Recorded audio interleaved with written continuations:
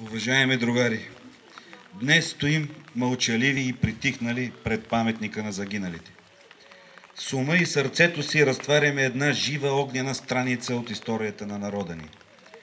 С вълнение и признателност свеждаме глави пред светлата памет на загиналите на 3 септември 1944 година 15 партизани. Дълбок поклон пред вас, герои! Нека с минута мълчание да почетем паметта на убитите партизани в Новаковския Балкан.